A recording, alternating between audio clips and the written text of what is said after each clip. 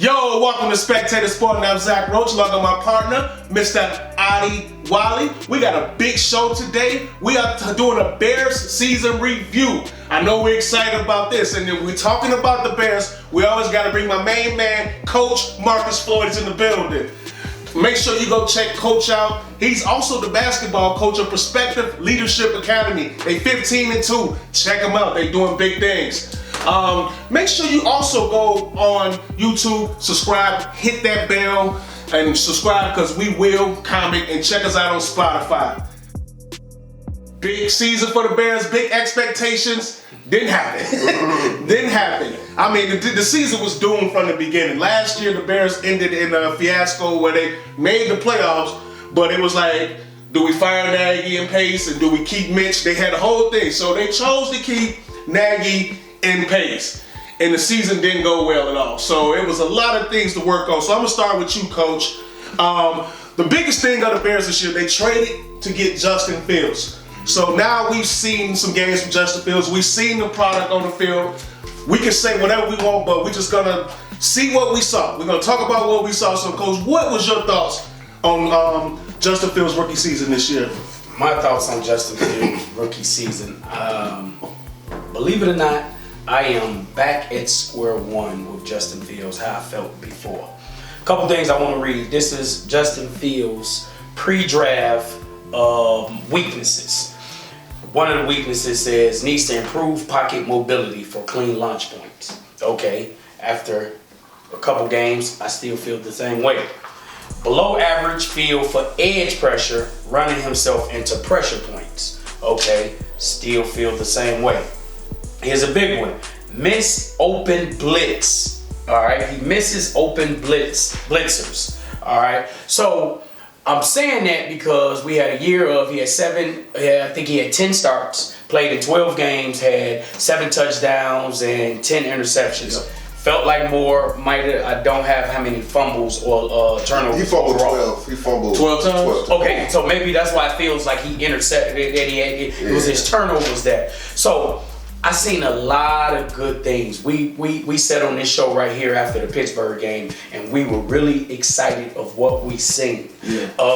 Overall, I think Justin Fields is going to be great. We need to, as we looking for a GM, as we looking for a coach, we got to consider Justin Fields if he's our future.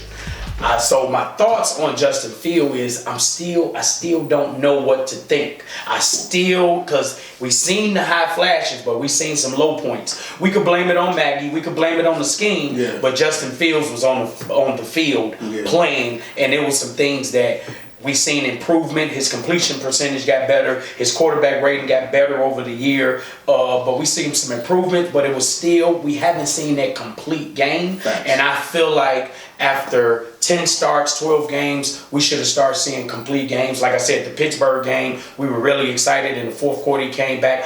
I think he played really well in the Green Bay game. He started scrambling. He started making plays. So I'm still right now up in the air with Justin Fields of what I seen. I was excited. I do love his competitive edge. I did love him in the fourth quarter when the game was on the line. So there's a lot of great things I seen. I still would like to just see a complete game. Out of 10 starts, I think we needed 1 or 2 complete games. So I still have a question mark by his name. Is he that franchise quarterback? Yes. Is he a good quarterback? I think he's a good quarterback. But we know, as the Chicago Bears, we are starving for a franchise quarterback. Oh, man, who you telling? Very well said, Coach. A lot of good points there. Adi, talk about Justin Fields this year. A lot of expectations, or I don't know what the expectations was on him. A lot of things happened, but talk about your thoughts on Justin Fields this season. Justin Fields, the offensive line, especially Matt Nagy, gets the bulk of the blame for Justin Fields being 4th in the NFL and getting sacked per game. Yeah. But most of those sacks was Justin Fields' fault, okay? I'll give you a couple of examples. It was 2nd and 11 against the Minnesota Vikings, and play action by Justin Fields. The tight end Jesper Horsted, he was open right away, but Justin Fields never looked at him, didn't throw him the ball, and Fields ended up, he was looking downfield and everything. He ended up running back, trying to get away from a sack, running back 5 yards, running backwards, and got sacked for a 14-yard loss. Okay, another example: 2nd and 5 against the Baltimore Ravens. He drops back the pass. Cole Kmet is open on the hitch, and Marquise Goodwin is open across the middle for a hitch, for a 3-yard hitch. Very short gain, but Fields doesn't throw him the ball. He tries to run away and scramble up the middle. He gets sacked, strip sacked, lost the fumble. Okay, so just plays like that. Let the ball go. Throw the ball, man. And so Justin Fields was #1 in the NFL in fumbles per game. Okay, #1 in the league in fumbles per game. He needs to he needs to develop a much quicker release on his passes. Okay, he needs to release that ball much quicker. He ran the ball 72 times. He took some crushing hits this season. Definitely. He missed 4 games because of a cracked rib and 2 games because of an injured ankle. He missed the last game of the season due to the COVID-19. And so, but now Mitchell Trubisky, he played 4 seasons with the Bears and only missed 3 games due to injury. All right, and so Fields, he needs to realize he needs to. Mitchell's becoming a hero in Chicago, though, kids. Y'all ain't noticed. Yeah. He was available. He didn't get hurt that much. Fields get hurt a lot. Okay, and so Justin Fields needs to wake up and realize that he's not going to get a plethora of time to throw the ball in the pocket and to wide open wide receivers, okay? Throwing a 3 to 5 yard pass to the running back in the flats or even a screen pass, that's okay, all right? And you can even throw the ball away sometimes. You don't have to take all these hits. Absolutely. Absolutely. He got sacked a lot. He got hit a lot running the ball. He got to throw to these running backs. Throw a little quick 3 yard pass, man. So that's what I want to see him develop this offseason. Okay. Yeah, both of y'all make good points, and I can take from both of y'all. So that's why I'm more incomplete. Because at the beginning, when they first put him in there, I think I got my reasons, but the fact is, when they put him in there, he wasn't ready for whatever reason. It was his fault too, because we got to be ready. But I don't know if he was practicing with the first team in training camp. I don't know if they had a game plan prepared for him. They don't recognize the style he played, but he played and it looked bad. It got better as time went on, as Marcus said. But you're right, there's a lot of times where you saw it in the preseason when they had the preseason game and he got blitzed and he didn't see it. He got his noodles knocked. So that's a good point about you not seeing the free blitzer. So, but as that got better, I saw in that San Francisco game, I thought I saw a little change. They was trying to blitz him. He was kind of burning San Francisco. Even in the game they lost, but he started hitting some passes against the blitz in San Francisco as it went on. And then he had the Pittsburgh game. Yes. And then he got hurt again, and he just never got to finish out, build off that momentum. Yeah, he didn't get to build off that momentum. So I'm with Marcus. I do want to see a complete game, but we all know in this business of football, your front office and your coaches and being in unison with your quarterback is so important. So whoever the Bears decide to hire, I don't know who they're gonna hire. I don't know what they're gonna do, but you better make sure you hire the right coach because what you talk about with Justin Fields wants to throw the ball down the field all the time. You better find a way to play to his strengths too, because that is his biggest strength too. The one thing he can do is throw the ball down the field, and he's very accurate. So we have to take advantage of that skill too. So it can't just be 3-5 yards every time. He has to have those shot plays, because that's what gets him going, and that's when he's in his groove. So you better bring the right coach, the right front office, and you better develop that offensive line, and you better make sure this works. And we're going to see. But right now, I'm with y'all. It's incomplete. I don't know what Justin Fields, but it's a lot of things with Justin Fields. I felt like all the rookie quarterbacks, except for Matt Jones, had terrible situations. Trevor Lawrence in Jacksonville, Zach Wilson with the Jets, and Justin Fields with the Bears. I think those are talented guys. I just feel like they got to do everything they can to build around them, and then we'll see what they can do. But he does have to. I want to see improvement in all areas in year 2. Yes. Coming in training camp, guy, we know he's the #1 guy. He should be ready to go, and he should look at this season as a learning expectation, and he should be ready to go in season 2. I'm not saying he's going to be the best quarterback, but I want to definitely see some improvement. We got to see ascending. Yes. At all times, he got to be ascending. Yeah. Josh Allen, he had a pretty rough rookie year. But then his sophomore year, he threw 20 touchdowns, 9 interceptions. Mr. Trubisky had a rough rookie year, but in his second year, 24 touchdowns, 12 interceptions, 95 quarterback rating. That's what I expect, something like that from Justin Fields. Hey, so how many quarterbacks the Bears and Matt Nagy had? So is Mitch the only one who had somewhat success with him? Yeah, they should have kept Mitch, man. Think about all the stuff we trashed Mitch, but that was the only quarterback to have any remotely any success. True. That's crazy. But so now we talk, but we're gonna get off that. Adi, tell me this: the Bears, they made the playoffs 2 out of the last 4 years. Give them credit for that.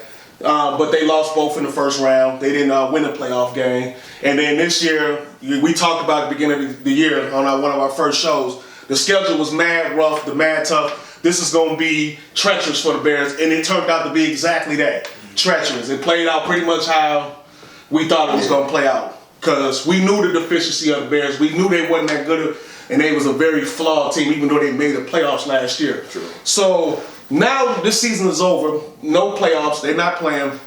Should the Bears actually blow this thing up, buddy? I'm going to say no. Okay. I'll say look at the contending teams and the perennial playoff teams in the NFL right now. You look at Buffalo Bills, Dallas Cowboys, Kansas City Chiefs, Arizona, Baltimore, the 49ers. None of these teams are contenders due to a result of trading away their best players for hit or miss draft picks. Okay. And so if you look at the Bears right now, this past season, they was #1 in the NFL in sacks per pass attempt, okay? #3 in the NFL in passing yards allowed this season. And Khalil Mack missed 11 games this year, okay? And so the Bears is going to have the best edge rusher combination in the NFL next year if they keep him, guys. I don't know if the GM is going to keep him or not. You think Robert Quinn can repeat what he did this year next year again? Who's the last player that had like 37 sacks in 2 years? I mean, that'll be, he had 18 and a half sacks. I mean, that's so huge. what would be a number next year you expect him to be? Because now the bar is up to 18 and a half. Can he get 15 next year? That's a lot. He can get double digits. 10. Yeah, I mean, 10 is, if you get 10 sacks, I mean, that's like top 10 in the league. No, I'm with you. I just want to see what your want to be successful, like coming back, especially after a year like this. Yeah. I mean, if you give me like 9 or plus sacks, I'd be happy with that. Okay. You know, Max still was second on the team in sacks. Yeah, Mac he has 7 sacks. Yeah, He only played 7 He was games. still second on the team. So was he leading? When they like tied before he got hurt? Yeah. Oh, they was having a kind of cut. They was having a great year. Yeah, wow, yeah, he was. That's a hell of a combination. We got a good thing going. Yeah. So, I mean, if you look at Aaron Donald, he's 30 years old. I believe Von Miller's 32. Chandler Jones is 31. Khalil Mack is 30. Robert Quinn is 31. Okay. And so, how I look at this, I say keep those guys, man. Keep those edge rushers, because how are you going to develop a young quarterback if your defense can never get off the field? Okay, I don't want to see another Mel Tucker defense giving up 50 points a game. I don't want to watch that. If they trade them guys away, that's the only thing we got good going for us next year. To those edge rushers, you get rid of them now. The team we playing ain't getting off the field. They get the ball for like 40 plus minutes a game. So Fields is on the bench just looking and not getting enough snaps and stuff because we can't get off the damn field. I say keep the team, keep just building off the team. So you would be opposed if a team came to you and said, "Hey, I give you a first round for Mac." You wouldn't do it? No, I wouldn't do it because it's hard to find an edge rusher. You know what I'm saying? I mean, it's hard to find an edge rusher like that. I mean, an all-pro, first ballot Hall of Fame edge rusher. And so, no, I wouldn't do it, man. I'm keeping them guys. I'm keeping my good players. Because a draft pick is hit and miss. It's a coin flip. You know Khalil Mack going to give you, if he stays healthy, he's going to get you double-digit sacks, okay? You already know that. Now, the draft pick you get, you don't know. He might be a bust. You know what I'm saying? You don't know what's going to happen with this draft pick. Interesting. So, Coach, what you think the Bears do? Should they blow this thing up, or should they, like Adi say, keep the defense together and build the offense up? Well, one thing about the NFL, the statistics show that 6 to 7 new teams every year will make the playoffs. All right, the way the NFL is scheduled, the Bears will have a third place schedule. So, of course, just by the luck of the NFL, they're going to win more games. That's just the way the schedule is set up. They're going to win more games. Yeah. But as we look for the last few years, this in the playoff, out the playoffs, in the playoffs, out the playoffs, we play a first first place schedule. Our roster shows we not good enough. Then we go play a third place schedule. Our roster looks like it's better than what it is. Yeah. I think it's time to blow this thing up. Okay. I think it's time to blow this thing up. Okay. Looking at our cap hit for next year, we got Mac with $30 million. Second, we got Quinn with $17 million. We got Eddie Jackson with $15 million. That's a lot of money on the defensive side of the ball if you're trying to find out that Justin Fields is that franchise quarterback. I think it's time to blow it up. I 100% disagree with Adi. Adi says if we're trying to find out, we got to get that defense off. I feel like with all that money invested towards the defense this year, we didn't get off the field. With all that money, you're right. We were third against the pass, but we were 21st or 22nd versus the run. We were horrible versus the run. They've been bad against the run the last couple years. We couldn't get off the field. I think you blow it up. I think you invest. You got some young guys on the defensive side of the ball. I think you blow it up, and I think you build this thing completely around. If you think Justin Fields is the guy, you build this thing completely around Justin Fields. Does that mean give all that up? But because if you look, and you still got Cody Whitehair with $12 million, Eddie Goldman. Does he want to play football? Do he want to play football? With another $11 million. And guess what? You still got $10.7 million. That's a lot. That's Foles got to get. So you have some money on a lot of older guys, and so it's so important that you build this team in the next few years while Justin Fields is on his rookie contract. And so that's what I'm saying. We are depleted on offense, and the last thing I want to see is Justin Fields not developing because he don't have enough talent around him. If he's not going to develop, let it be because he just ain't good enough. But it shouldn't be because he don't have enough talent. We have too much funds invested on the defensive side of the ball. We got to break that up. Does that mean get rid of Quinn, Eddie Jackson, and Matt? No, that doesn't mean that. But I do think we need to start shifting some of those dollars from the defensive side of the ball to help out Justin Fields. Absolutely. Both y'all make good points, but I'm more with Coach on this one. I feel like the quarterback right now, what have the Bears been void of for the last 7,700 years? Quarterback play. And listen, we all talk about Justin Fields, but I think all of us can say, like, the boy got some talent. Yes, he does have talent. Like, he can play. He's got all the physical tools that you need. So now that you got this guy in your as a quarterback, but Marcus, on the group chat, you made a good point. I got to bring it up. If the Bears, whoever they hire at GM and coach, they don't give them the ultimatum that they have to keep Fields. Okay, if they don't believe in Justin Fields, let them do as they want to do. If you hire them, don't just because the Bears, for the last few regiments, they've had carryovers that other GMs had to come in and deal with. Phil Emery with Lovie Smith. Yes. And then Lovie Smith finished 10-6, and then Phil Emery still fires. You know, same with Ryan Pace coming in, getting handpicked John Fox by the team, and so like this. See, that's why I don't understand. I hear they're searching they're searching and interviewing coaches and GMs. No. You hire the GM first. I definitely agree. You hire the GM first and let the GM hire the game coach. His own coach. Yeah, let him hire the coach. Like, damn, man, how many times we gonna do this? We've seen this story. It never works. It hasn't worked. It does not work. So anyway, with that being said, yes, they should definitely blow this thing up now. That don't mean get rid of everybody, but if somebody say I give you 2 second rounds or a first round pick for Khalil Mack, I'm doing it. And that $30 million? Yeah, and you take that money. I wouldn't do it. And that's gonna be a mistake. Because right now Mack is still good. So you can get. He's actually one of the best in the league still. Top 3, top 4. So you're gonna get good value for him. Robert Quinn, he's up and down. 1 year he'll have 1 million sacks. The next year he'll have like 1, like he did the year before. So you don't know if he's gonna be able to replicate that. And plus, and you got to get that offensive line. You got to get your left tackle. You got to get a right tackle. I don't think Allen Robinson's going to be back, so you're going to have to find you some receivers other than Darnell Mooney. So the money do need to be more on the offensive side and more into making sure that Justin Fields is going to succeed. Not saying that we want the defense to suck, but these high-priced players, while they're still good and they still have some value, this might be the time. That's a Bill Belichick special. That's what he do.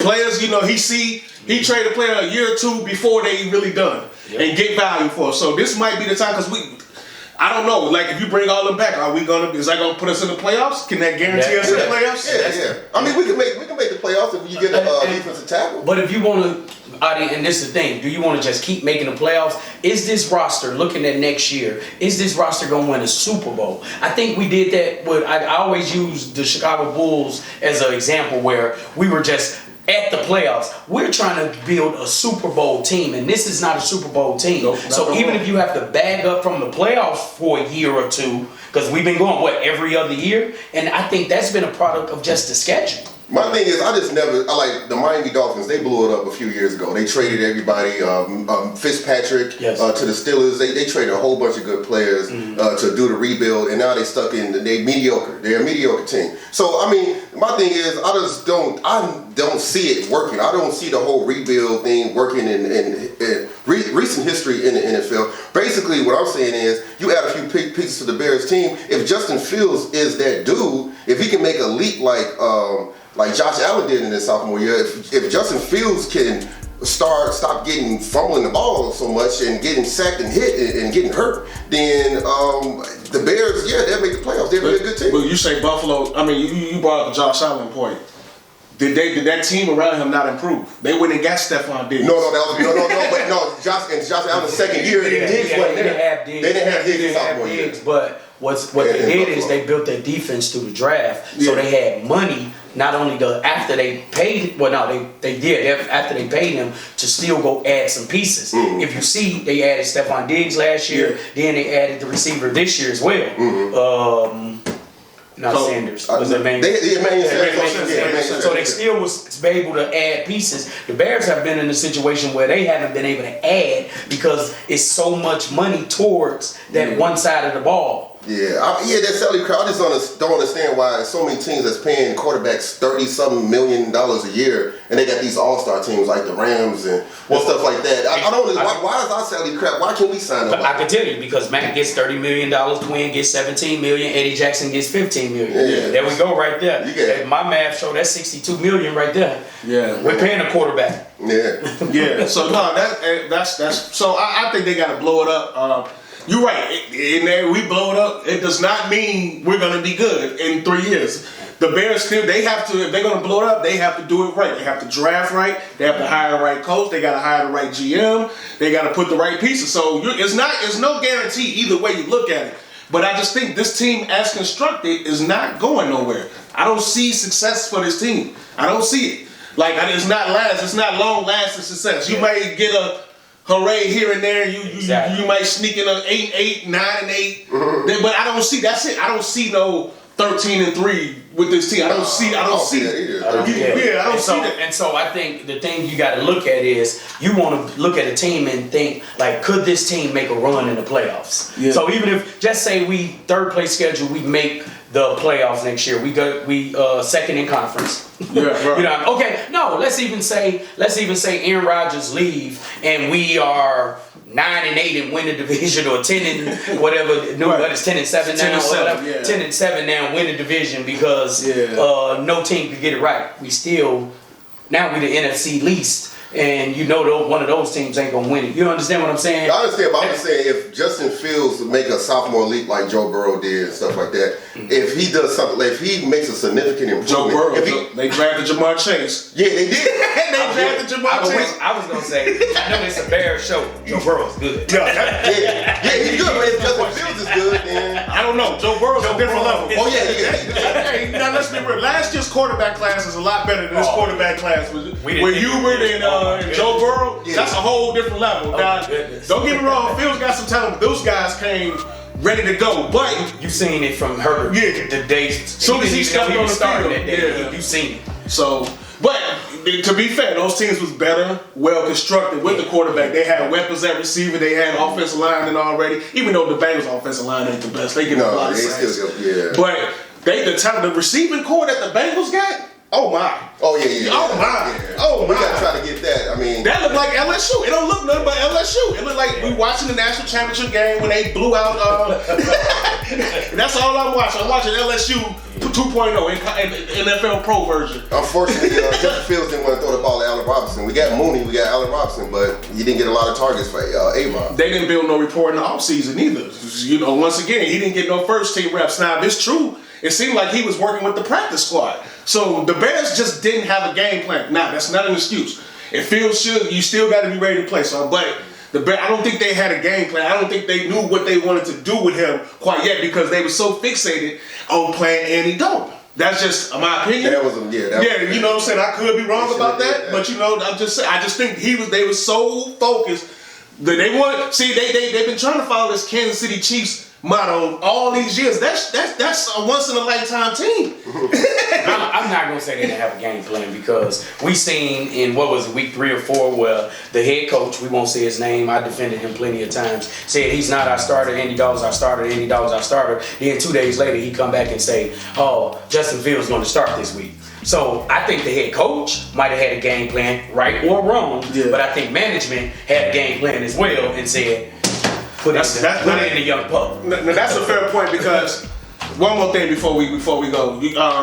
The one more thing with the Ryan Pace, I hate the Ryan Pace and Nagy. I know they was working together, but I don't think they agreed on this style of quarterback because it seemed like the dual running threat quarterbacks Nagy didn't like. He wanted to play the pocket passer, and Ryan Pace always drafted the dual guys who could run and throw. So I don't think whatever it was, they just was not aligned how they were supposed to be. A GM and a coach supposed to be aligned. So, and maybe that goes back to the Bears not hiring a GM. You know, hire the GM and let the GM hire their own coach. True. That's the number one thing. The one thing they got to get together is get the right GM and get the right coach, and then we'll see where we go from there. Anything else y'all want to add to that? Nah. That's it. Hey, you're watching Spectator Sporting. Make sure you go on YouTube, hit that bell. Also, listen on Spotify. I'm Zach Roach, along with my partner, Mr. Adi Wally. Shout out to Coach Marcus Floyd. We'll be back.